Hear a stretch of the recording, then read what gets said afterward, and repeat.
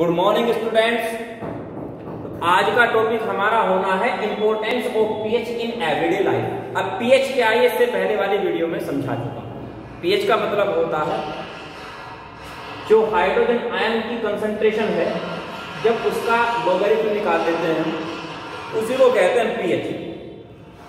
PH से पता लगता है कि कोई चीज एसिडिक है कि बेसिक है या न्यूट्रल है। अगर पीएच 7 है मींस वो जो सॉल्यूशन जिसकी पीएच 7 आ रही है वो न्यूट्रल है। अगर पीएच 7 से ज्यादा आ रही है इसका मतलब उसका कैरेक्टर है बेसिक, और अगर पीएच 7 से कम आ रही है इसका मतलब वो सॉल्यूशन एसिडिक है। तो इस पीएच का हमारी एवरीडे लाइफ में क्या इंपॉर्टेंस होता है, एक एक करके देखना है हमको।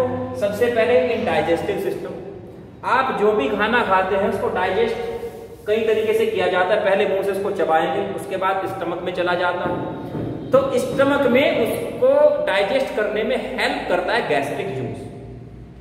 गैस्ट्रिक जूस जिसमें होता है हाइड्रोक्लोरिक एसिड।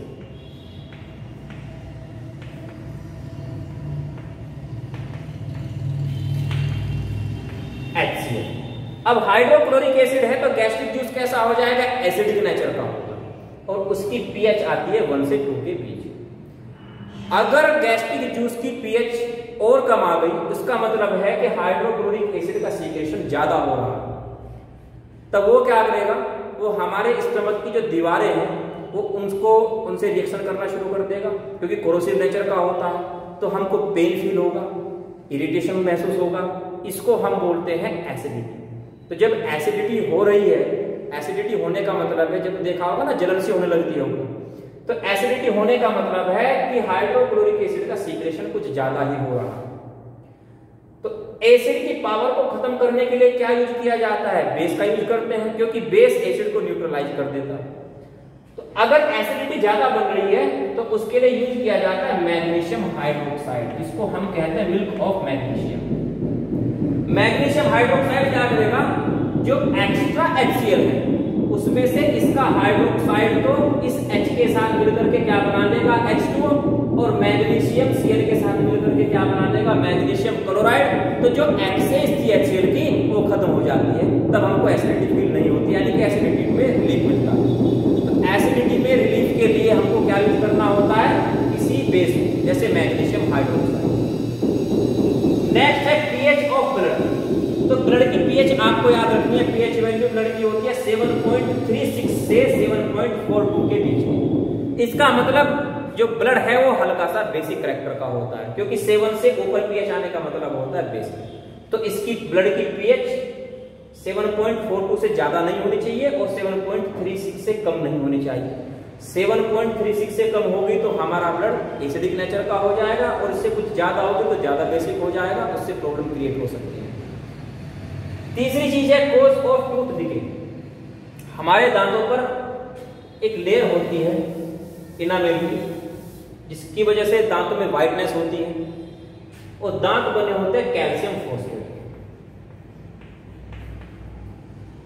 अब ये जो कैल्शियम फॉस्फेट है वाटर के साथ तो उसकी कोई रिएक्शन नहीं होती, यानी कि हम पानी पिए तो कोई दिक्कत नहीं है दांत में, लेकिन ये एसिड के साथ रिएक्शन कर लेता है।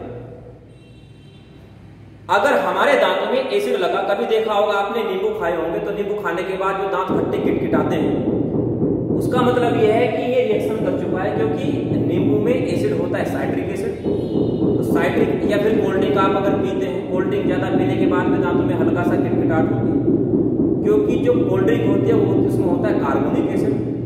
तो कोई भी एसिड अगर हमारे दांतों में लगता है तो दांत बने कैल्शियम फॉस्फेट के, वो उससे रिएक्शन करेगा। जब हम कोई खाना खाते हैं तो खाना खाने के बाद हमारे दांतों के बीच में जो गैप है वो वहां स्टोर हो जाता है थोड़े टाइम के लिए। अब वो जब स्टोर हो जाएगा तो बैक्टीरिया अपना काम शुरू कर देंगे, क्योंकि ऑर्गेनिक मटेरियल जितना भी होता है बैक्टीरिया उसको खाते हैं, उसको डिकम्पोज करते हैं, और जब वो उसको डिकम्पोज करेंगे तो प्रोडक्ट जो बनेगा उसमें से प्रोडक्ट एसिड भी होता है। और अगर हमारे दांतों में एसिड बनने लगा, हमारे दांतों के आसपास एसिड बन रहा है, तो दांतों में जो कैल्शियम फॉस्फेट है उसके साथ वो रिएक्शन करेगा। तो रिएक्शन करेगा मींस हमारे दांत खराब होना शुरू हो जाएंगे, टूथ डिके शुरू हो जाता। तो उससे बचने के लिए हमको करना क्या होता है कि आपको जो दांतों में फंसा हुआ है मटेरियल, खासकर शुगर जो मीठी चीजें होती है, उसको वहां स्टोर नहीं होने देना, उसको वहां जमा नहीं होने देना है। उसके लिए आपको प्रॉपर ब्रश करना है। सबसे ज्यादा जो स्टोर होता है ये नाइट के टाइम सबसे ज्यादा इसकी रिएक्शन शुरू होती है, क्योंकि नाइट के टाइम हम कुछ मुंह में कुछ चलाते नहीं, ना पानी पीते हैं, वो स्टोर हो जाता है और वहां पर बैक्टीरिया अपना काम शुरू कर देते हैं। तो सबसे ज्यादा एसिड नाइट के टाइम बनेगा। इसलिए हमको करना क्या चाहिए कि रात में सोने से पहले हमको ब्रश करना चाहिए, क्योंकि जब ब्रश करेंगे तो जो अंदर मेटल स्टोर होगा वो सारा निकल जाएगा, तो टूथ डिके की प्रॉब्लम नहीं आएगी। तीसरी चीज होती है पीएच ऑफ सॉइल। सॉइल की पीएच डिपेंड करती है क्रॉप्स कौन सी हमको उसमें उगानी है। कुछ क्रॉप्स एसिडिक नेचर वाली सॉइल में अच्छी होती है, कुछ न्यूट्रल में, तो कुछ बेसिक।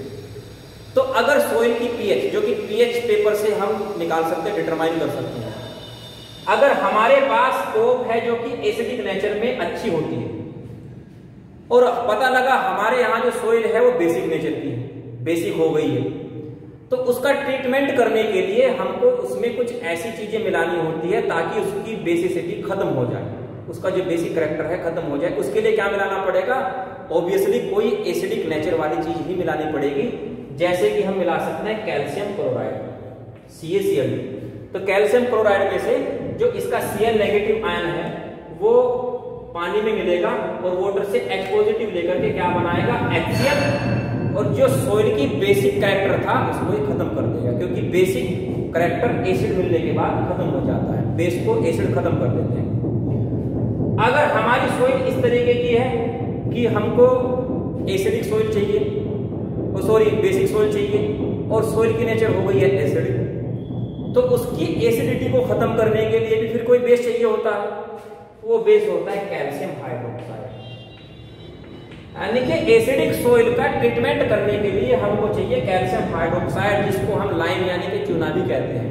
तो ऐसी मिट्टी का ट्रीटमेंट चूने के साथ किया जाता है, लाइम के साथ किया जाता है।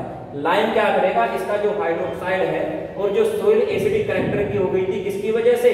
H पॉजिटिव आयन की वजह से। एसिड का मतलब H पॉजिटिव होता है, तो कोई अगर एसिडिक कैरेक्टर है इसका मतलब H पॉजिटिव आयन है, उनको खत्म करने के लिए क्या चाहिएगा? हाइड्रोक्साइड आयन, जो कहां से मिलेगा आपको? लाइम से, कैल्शियम हाइड्रोक्साइड से, और वो OH H पॉजिटिव के साथ मिलकर के H2O बना लेगा। तो जो एसिडिक कैरेक्टर होगा जमीन का वो खत्म हो जाएगा। तो इस तरह से ये थे इंपोर्टेंस पीएच के, जो हमारी एवरीडे लाइफ में यूज होते हैं। तो नेक्स्ट टॉपिक के साथ मिलते हैं नेक्स्ट वीडियो में, तब तक आप इसको बुक से स्टडी करिए।